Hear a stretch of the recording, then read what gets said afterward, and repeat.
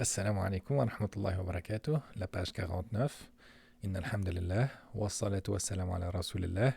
Nous étions rendus dans la page 48, dans la ayah la plus longue du Coran, celle qui parle de quelques pratiques commerciales, notamment comment prendre un emprunt entre deux croyants, aussi les pratiques de commerce pour prendre une marchandise et payer plus tard, ou bien payer à l'avance et prendre la marchandise plus tard. Et nous continuons aujourd'hui, Inch'Allah, dans le même contexte on continue avec une ayah qui est comme une annexe à la ayah précédente. Lecture.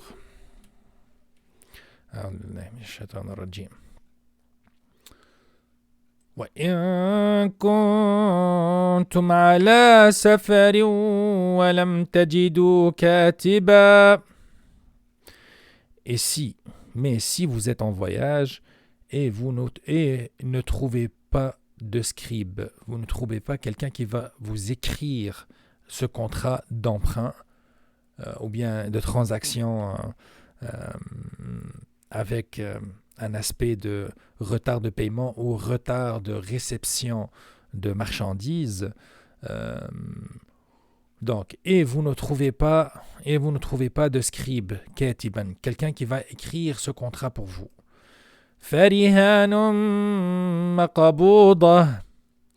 Aussi, les fuqaha ont dit que dans le cas où vous ne trouvez pas de papier pour écrire, ou bien il vous est impossible d'écrire, un gage reçu suffit. C'est quoi un gage reçu? C'est lorsque, mettons, le prophète sallallahu alayhi wa sallam avait été mort alors qu'il avait gagé son armure à un commerçant juif en Médine. Le prophète alayhi salatu wa sallam lui avait acheté je pense de l'orge ou bien du blé, et il n'avait pas de l'argent liquide pour le payer tout de suite, fait qu'il avait gagé son armure. Il lui a dit, tiens, voici mon armure. Il a pris la nourriture pour comme payer plus tard et récupérer son armure, mais il était mort avant de faire le paiement. Donc c'est ça ce que veut dire un gage. Je peux t'emprunter de l'argent, mais tu me donnes un gage, tu donnes une garantie.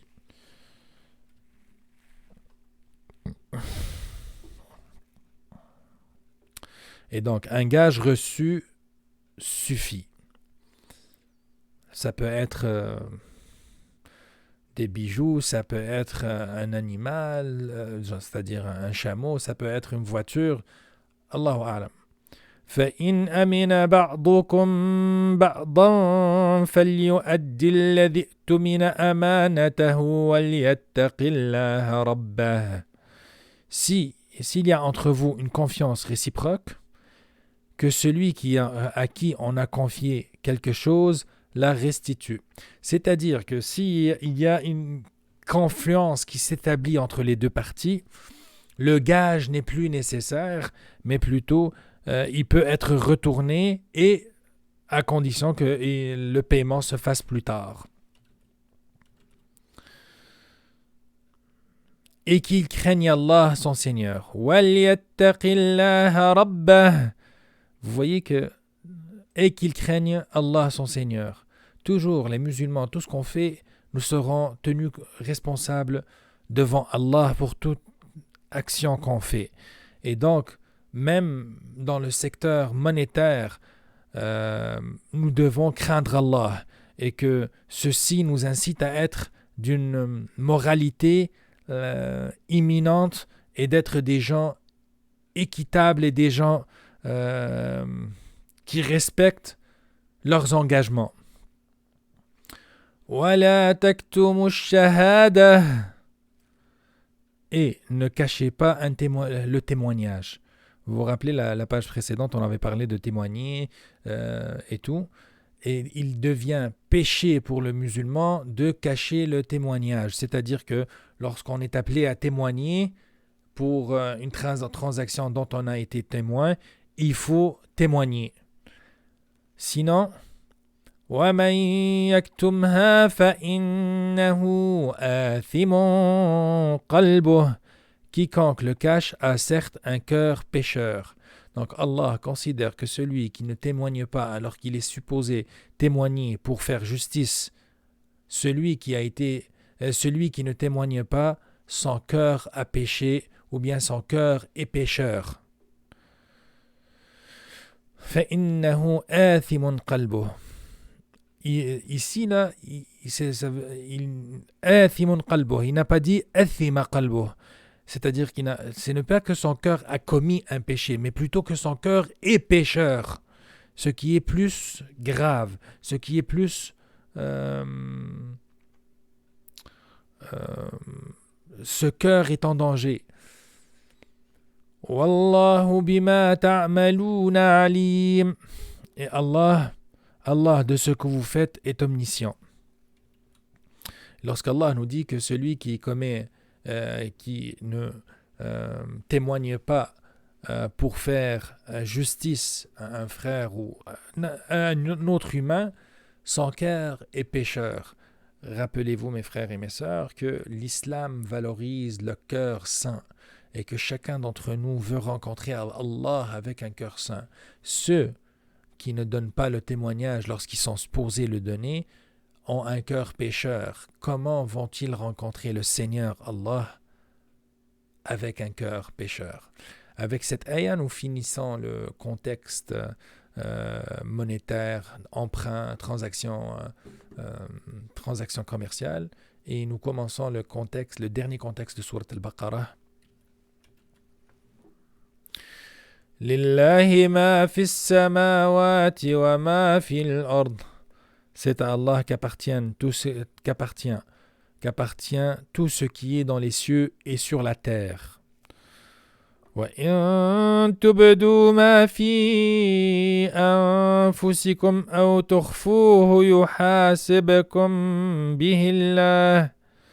Que vous manifestez ce qui est en vous, ou que vous le cachiez, Allah vous en demandera compte. Allah sait ce qui se passe dans nos cœurs.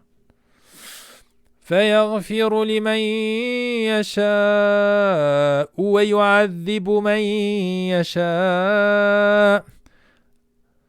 Puis il pardonnera à qui il veut et châtiera qui il veut. وَاللَّهُ عَلَى كُلِّ شَيْءٍ قَدِيرٌ. Et Allah est omnipotent. Allah peut tout faire. Allah est capable de tout faire.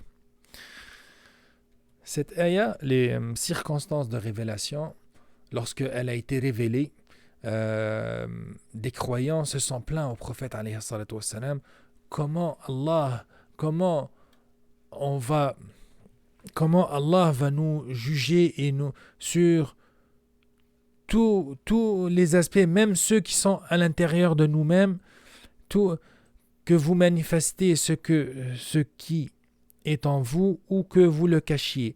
Et donc, ils se sont plaints au prophète alayhi salam que ceci est très difficile pour nous. Alors le prophète alayhi salam leur pose la question: allez-vous faire comme ceux qui ont dit, au lieu de dire nous avons bien entendu et nous allons exécuter, mais en faisant référence aux Juifs qui ont dit nous avons bien entendu, mais nous n'allons pas suivre ce que Allah a recommandé.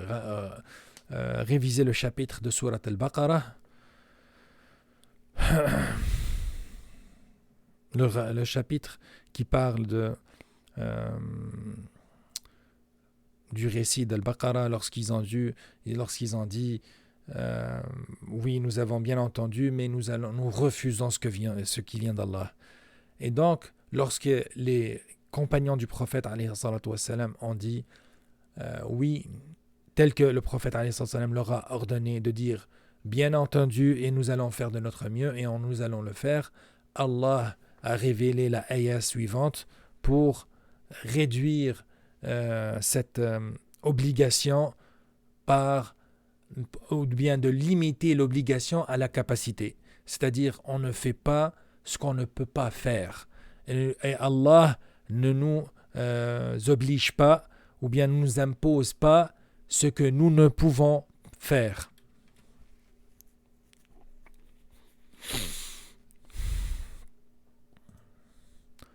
Et donc Allah décrit cette scène, mais pas explicitement. آمن الرسول بما أنزل إليه من ربه والمؤمنون. Le messager a cru en ce que Allah a fait descendre vers lui venant de son Seigneur et aussi les croyants, c'est-à-dire que les croyants ont aussi cru à ce que Allah a fait descendre sur son messager. Qu'est-ce qu'ils ont cru? كل آمن بالله وملائكته وكتبه ورسله. كل, tous, آمن, ont cru, tous ont cru en Allah. C'est Allah le créateur. Donc, ça c'est les éléments, les fondements de la foi en islam. C'est quoi les fondements? Tous ont cru, كل آمن, tous ont cru en Allah. C'est quoi que nous croyons en Allah? D'abord que Allah est unique, qui n'a pas été engendré et qui n'engendre pas. Donc on lui a pas donné naissance et il n'a pas d'enfant, il n'a pas de compagne et c'est lui le premier et c'est lui le dernier. C'est-à-dire qu'il a existé avant l'existence de l'univers et lorsque l'univers n'existera plus, Allah existera encore. Donc, amana billah. Wa malaikatih, en ses anges. Nous croyons aux anges, l'ange Gabriel, l'ange Michael et les autres, l'ange de la mort.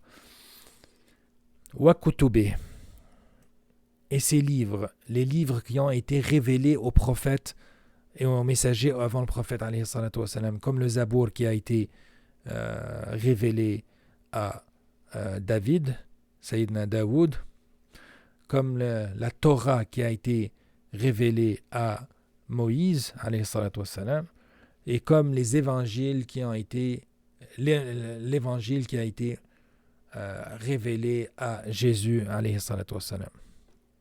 Donc, wa kutubih, ses livres, wa rusulih, et ses messagers. Pour nous, Jésus, Abraham, Moussa, Moïse, tous ceux-là sont des messagers, et on a plein d'autres, qui ont véhiculé le même message depuis l'aube de l'humanité. Unifier Allah, vénérer Allah, le Dieu unique créateur et celui qui sera le maître du jour du jugement dernier, et suivez ses messagers et suivez les recommandations et les ordres d'Allah à travers qui vous donne à travers ses messagers et ses prophètes. Et donc nous croyons à tous ces prophètes. La nufarriqu bayna ahadin min rusulih. Nous ne faisons aucune distinction entre ces messagers. Wa qalu sami'na wa ata'na. Et ils ont dit, nous avons entendu et obéi. Ghufranaka rabbana wa ilayka al-masir. Nous avons entendu, obéi, Seigneur, nous implorons ton pardon, c'est à toi que sera le retour.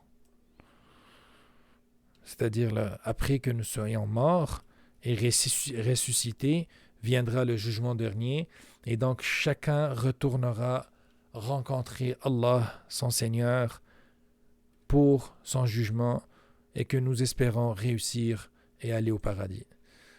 La yukallifu Allahu nafsan illa wus'aha. Allah n'impose à aucune âme une charge supérieure à sa capacité. Donc, aucune obligation plus que tu ne peux endurer. Laha ma kasabat wa alayha maktasabat. Elle sera récompensée du bien qu'elle aurait fait, punie du mal qu'elle aurait fait. ربنا لا تؤاخذنا إن نسينا أو أخطأنا. Seigneur, ne nous châtie pas si nous arrive d'oublier ou de commettre une erreur. ربنا ولا تحمل علينا إصرا كما حملته على الذين من قبلنا. Seigneur, ne nous charge pas d'un fardeau lourd comme tu as chargé ceux qui vécurent avant nous. Notamment, on va voir plus tard que certaines tribus de Juifs ont été lourdement châtiées et Allah leur a imposé des règles extrêmement strictes et lourdes parce qu'ils ont mérité une punition. ربنا ولا تحملنا ما لا طاقة لنا به. Seigneur, ne nous impose pas ce que nous ne pouvons supporter. Ummat Muhammad alayhi salatu wassalam, la nation de Muhammad alayhi salatu wassalam, Allah nous a appris de dire oui, on a entendu et on a obéi, mais il nous demande aussi de demander à Allah de faciliter notre besogne et de faire que nous réussissons. Nous cherchons la facilité, nous voulons la facilité, nous voulons qu'Allah nous accorde le paradis avec le moins de peine possible. Bien sûr, il y aura les épreuves, bien sûr, il y aura les châtiments parfois, mais nous demandons à ce que Allah ne nous fasse pas supporter plus que nous pouvons supporter. Et c'est pour ça que cette ayah, elle vient comme sous une forme d'imploration, de prière. Seigneur, ne nous impose pas ce que nous pouvons supporter. Wa'fu anna waghfir lana warhamna. Efface nos fautes, pardonne-nous nos péchés et fais-nous miséricorde. أنت مولانا فانصرنا على القوم الكافرين. Tu es notre maître, tu es notre Seigneur. Accorde-nous donc la victoire sur les peuples infidèles.